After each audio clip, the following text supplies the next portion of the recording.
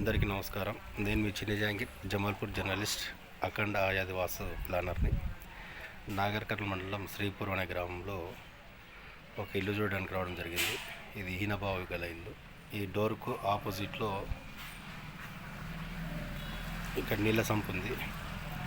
ఇట్లా ఎవరైనా నూతనంగా ఇల్లు నిర్మాణం చేసుకుంటే ఇంటి ప్రధాన ద్వారానికి ఎదురుగా ఇట్లా వాటర్ సంప్ ఏర్పాటు చేసుకోకూడదు.